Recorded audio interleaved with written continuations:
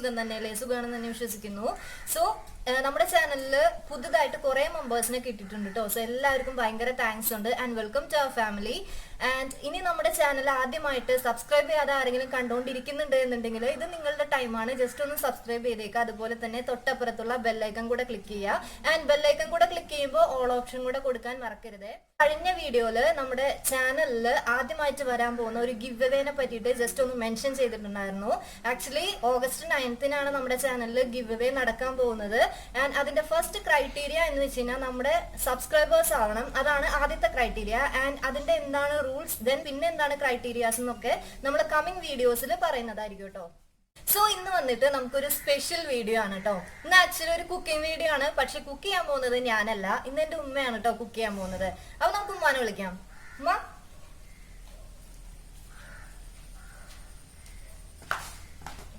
അസ്സലാമലൈക്കും. അപ്പൊ ഇതാണ് കേട്ടോ ഉമ്മ. അപ്പൊ ഉമ്മ ഇന്ന് എന്താണ് കുക്ക് ചെയ്യാൻ പോകുന്നത് നമുക്ക് ചോദിക്കാം. ഞാനിന്ന് ഉണ്ടാക്കാൻ പോകുന്നത് റാഗി വെച്ചുള്ള ഒരു സർബത്താണ്. റാഗി എന്ന് പറഞ്ഞാൽ നമ്മുടെ നാട്ടില് പുല്ല് എന്ന് പറയും അതിനെ. അത് പുല്ല് അത് മണിയായിട്ടും വാങ്ങിക്കാൻ കിട്ടും, അതിന്റെ പൊടിയായിട്ടും വാങ്ങിക്കാൻ കിട്ടും. അപ്പൊ അത് മണിയായിട്ട് വാങ്ങിക്കാൻ കിട്ടുകയാണെങ്കിൽ അങ്ങനെ വാങ്ങിക്കുന്നവര് അതിന്റെ കല്ലൊക്കെ കളഞ്ഞ് കഴുകി ഉണക്കിയിട്ട് അതിന്റെ പൊടി എടുത്തിട്ട് അതുകൊണ്ടാണ് റാഗി സർബത്ത് ഉണ്ടാക്കുന്നത്. അപ്പൊ നമുക്ക് അതെങ്ങനെ ഉണ്ടാക്കാൻ പോകുന്നതെന്ന് നോക്കാം. ഇപ്പൊ നമുക്ക് റാഗി സർബത്ത് ഉണ്ടാക്കുന്നത് എങ്ങനെയെന്ന് നോക്കാം. അതിനു വേണ്ടി ഞാൻ ഒരു കപ്പ് റാഗി പൊടിയാണ് എടുത്തിരിക്കുന്നത്. അതൊരു പാത്രത്തിലേക്ക് ഇടണം. നമുക്ക് ഒരു കപ്പ് വെള്ളം എടുത്തിട്ട് അതിൽ കുറേശ്ശെ വെള്ളം ഒഴിച്ച് കലക്കിയിട്ട് അത് ഊറി വരുന്നതാണ് നമുക്ക് എടുക്കാനുള്ളത്.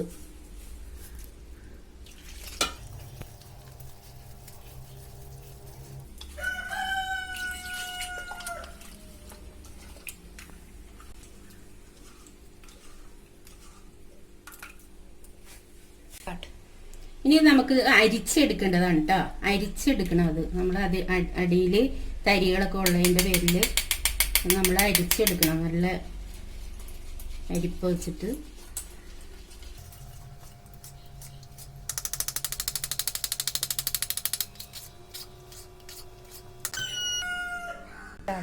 ഇതിപ്പോ ഞാൻ ആ റാഗി വെള്ളത്തിലിട്ട് ഒരു 8 പ്രാവശ്യം അരിച്ചെടുത്തതാണ്. കാരണം നമ്മൾ അങ്ങനെ കുഞ്ഞു മക്കൾക്കൊക്കെ കൊടുക്കുമ്പോൾ അതിന്റെ തരി ഉണ്ടാകാൻ പാടില്ല. അതുകൊണ്ട് ഒരു 8-9 പ്രാവശ്യമെങ്കിലും നിങ്ങൾ അരിച്ചെടുക്കണം.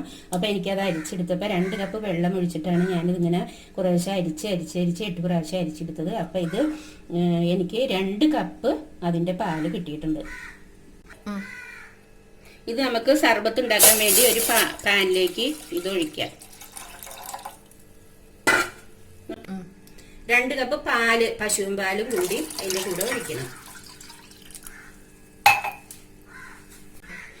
ആവശ്യത്തിനുള്ള പഞ്ചസാര ഇടണം. പഞ്ചസാര നിങ്ങൾക്ക് ആവശ്യത്തിനുള്ളത് ഇടാം. ഞാനിപ്പോ ഒരു ചെറിയ കപ്പ് പഞ്ചസാരയാണ് ഇട്ടിരിക്കുന്നത്. എന്നിട്ട് ഇതിനു വേണ്ടി നമ്മളൊന്ന് ഇളക്കിക്കൊണ്ടിരിക്കണം. നന്നായിട്ട് ഇളക്കണം, അല്ലെങ്കിൽ അടി പിടിക്കും. അപ്പൊ നന്നായിട്ട് ഇതൊന്ന് ഇളക്കി ഒന്ന് കുറുകി വരണം. പാലുമായിട്ട് കുറുകി വന്നിട്ടുണ്ട്. അതേ പരുവത്തിലാണ് കുറുകി വരേണ്ടത് കേട്ടോ.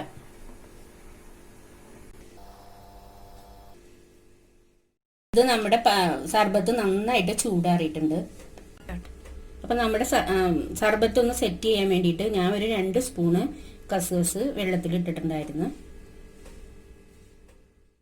ഇനി നമുക്കിത് ഒന്ന് സെറ്റ് ചെയ്യാം. അതിനു വേണ്ടി 1 സ്പൂണ് കസ്കസ് അതിന്റെ ഏറ്റവും അടിയിലേക്ക് ഇടുക. അത് കഴിഞ്ഞിട്ട് കുറച്ച് റാഗി സർബത്ത് അതിലേക്ക് ഒഴിക്കുക. അതിന് മീതെ 2-3 ഐസ് ക്യൂബ് ഇട്ട് കൊടുക്കണം. എന്നിട്ട് കുറച്ച് ഫ്രൂട്ട്സ് അരിഞ്ഞു വെച്ചത് അതിൻ്റെ മീതെ ഇട്ട് കൊടുക്കുക. വീണ്ടും സർബത്ത് ഒഴിച്ചു കൊടുക്കും.